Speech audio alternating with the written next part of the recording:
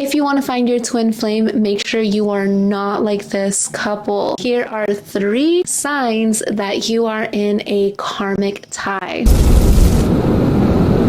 And boy, did this couple move quickly. Within 2 years, the couple had already moved in together, had their first kid, got married, and were running a famous family YouTube channel. Karmic ties are notorious for moving quicker than usual because of lust or ulterior motives like money, which, by the way, is a stark contrast compared to twin flame unions, because twin flame unions take years to come together. Despite their great success on YouTube, they actually had multiple failed business ventures, among these including Silly Juice, which, by the way, have you heard, let alone tried, Silly Juice? The Ace Fest. Allegedly, visitors reported not having the free food or access to parking that was promised, on top of the very pricey ticket. Because the Ace family popularity kept growing online,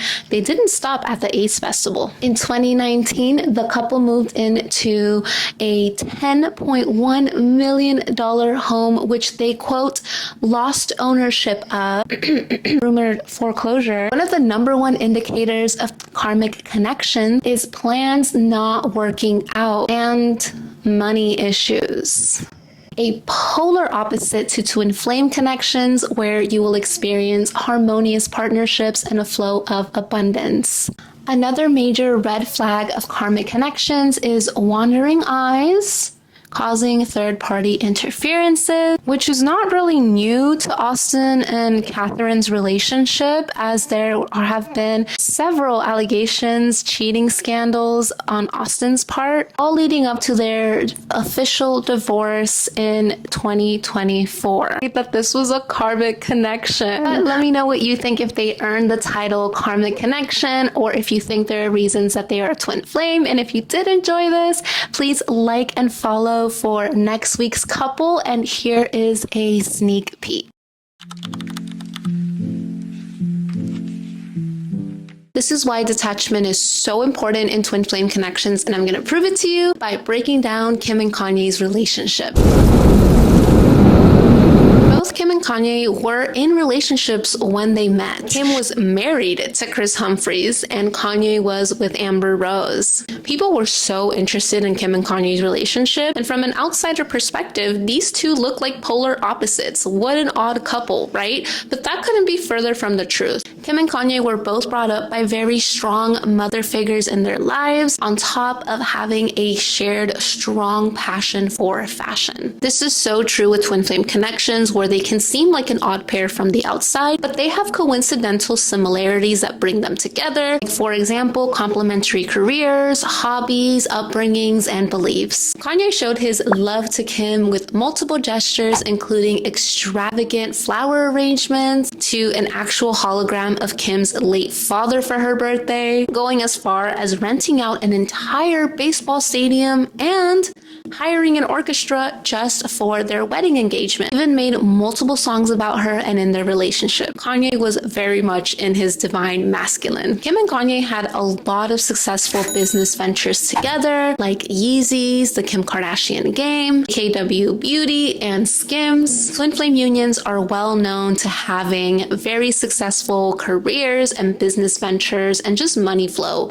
when they come together. Kim and Kanye began leading church services on Sundays that would bring together a musical ministry and spread the word of Christianity. Such a big part of twin flame connections, not only the spiritual connection, but having that shared life purpose together. But it's not all rainbows and rain and money, right? Kim and Kanye did experience a lot of difficulties in their relationship, like Kanye's challenges with his mental health, that placed a strain on the relationship and their growth together, ultimately leading Kim to choose her own peace rather than her twin flame. Detachment is such an important part of the process, especially when it comes to twin flames, and it is a big indicator of twin flame connections. Just as proof, we all know the direction that Kanye's life went after the divorce.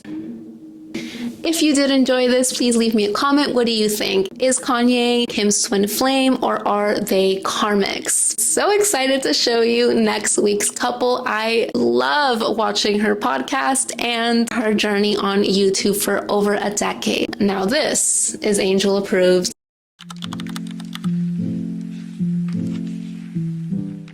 Are Trisha and Moses twin flames? But first, let me explain why these 3 signs in their relationships are huge for twin flame couples. Trisha and Moses started their relationship in a crazy time. I mean, they met 2 days before quarantine.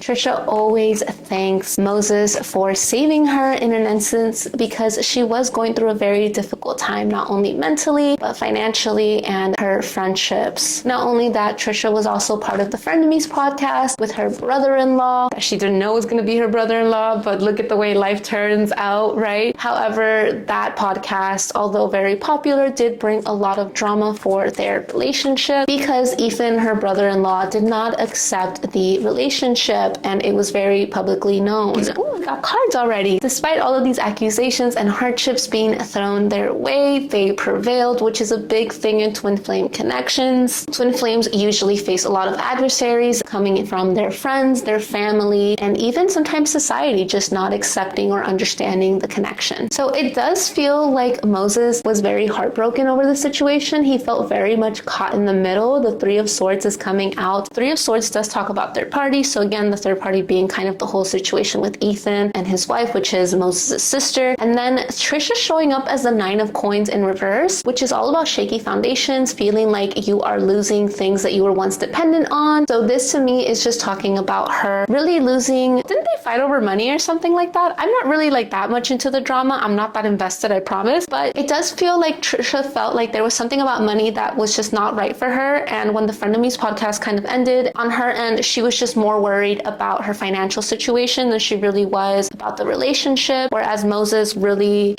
felt kind of stuck in the middle of 2 worlds. And I've studied twin flame journeys and connections. I'm a psychic. I specialize in twin flames. I have a twin flame myself, so I can kind of explain and see why Moses was feeling this way, especially because Moses, if you didn't know, has his own YouTube channel, and it was more of a spiritual YouTube channel, and he talked more about spirituality, which is a really big step in twin flame connections because he was already doing the inner soul searching and spiritual work that is required in order to call in your twin flame. And we're going to keep asking the tarot if these 2 were destined together because both of them have claimed that they have a very strong past life connection, this familiarity, almost like they were being pulled to each other, like it was very easy for them to connect, and them also feeling like they were inseparable.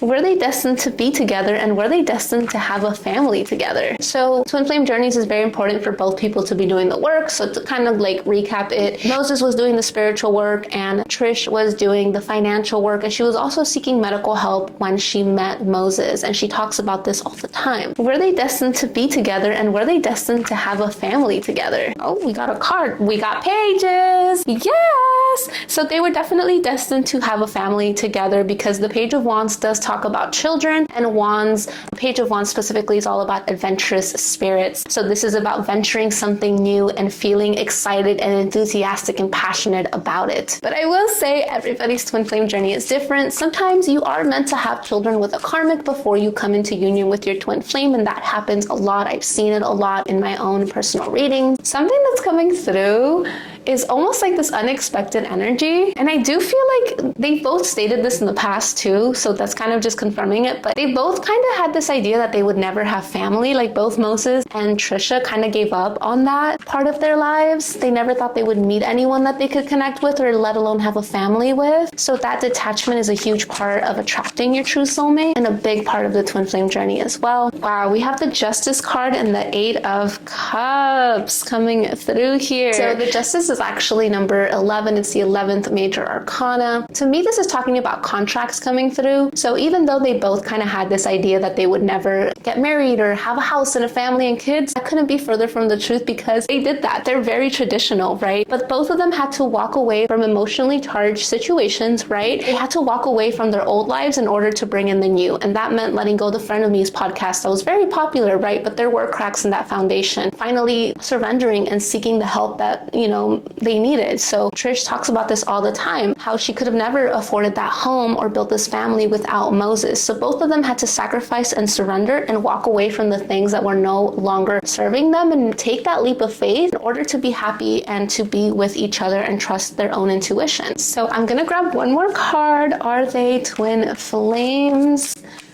Spirit, are Moses and Trisha twin flames?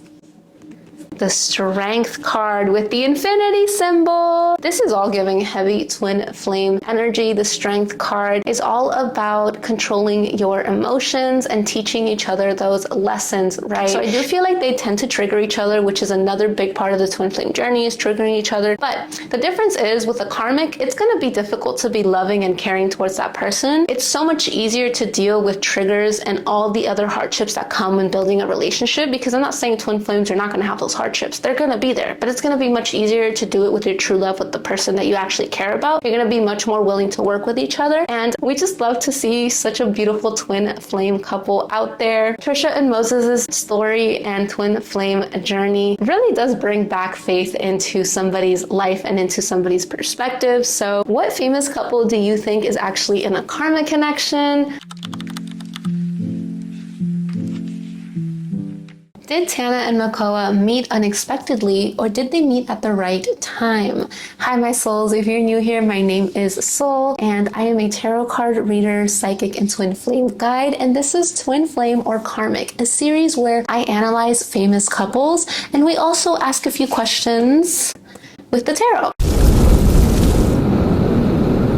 Now, this is the reason that you should be prepared for your twin flame any day now.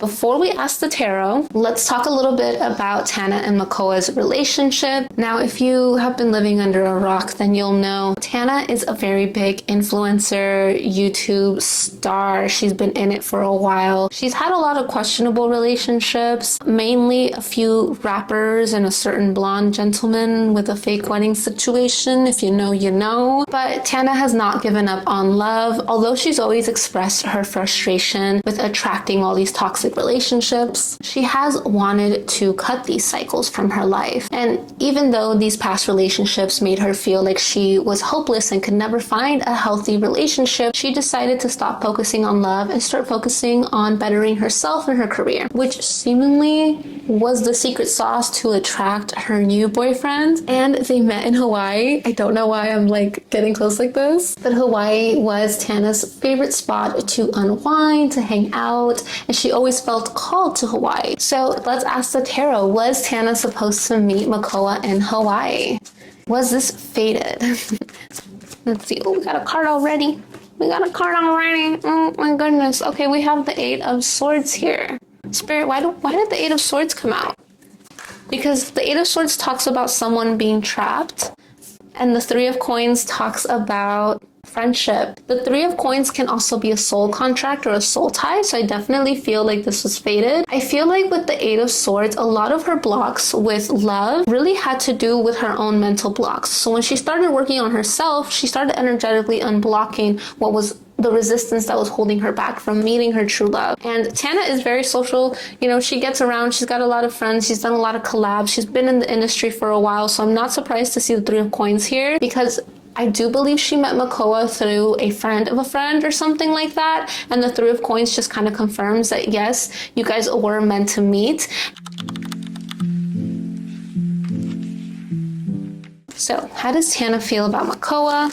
And then we'll get how Makoa feels about Tana. Oh my goodness. Meeting a twin flame or a soulmate can really feel like you really didn't put any effort into it happening. So Tana naturally being this social butterfly and her doing just what she does best is kind of what naturally led them together. Now we're going to ask the tarot how Tana feels about Makoa, but I did want to say, just based on the analysis part, just based on a little bit of research that I did on this connection, It does seem to be Tana's most healthy relationship. Even her family members have expressed how good this has been for her, and it does seem to have a lot of traits of what, you know, in the spiritual community we would call a high vibrational love. Just because of how happy they seem together, and they express that through a lot of PDA. They're very shameless and just happy to express their own love, which is such a beautiful thing to see. And this is very common in twin flame connections because twin flames have this magnetic pull towards each other and these immense feelings. They really don't shy away from showing their love even out in public or in front of family or friends or strangers. So going back to Tana and Makoa's relationship, Tana did say that this was out of nowhere. She did not expect this. It's a big thing in twin flame connections too. You may be living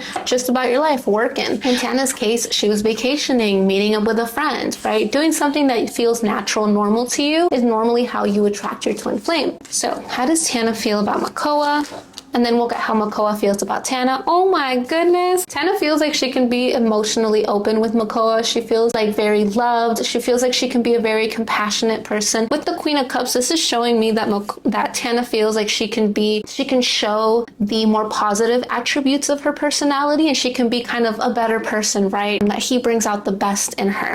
So that's how she feels about him. Let's see how Makoa feels about her. I think Tana kind of feels like this was kind of a weird thing. I think they both have an inkling of like, oh, maybe there's a little something more here than just coincidental meetings.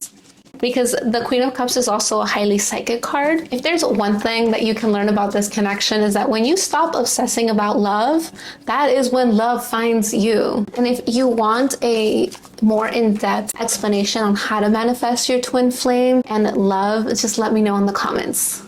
All right, Makoa, what are your feelings here? Oh my goodness. Oh, this is so sweet. First of all, I love the water energy in the turtles because it just does remind me of like Hawaii, right? Tropical vibes. But the Nine of Cups is the sweetest card because the Nine of Cups is literally a wish coming true. So for Makoa, Tana is his wish coming true. Now, this relationship is angel approved.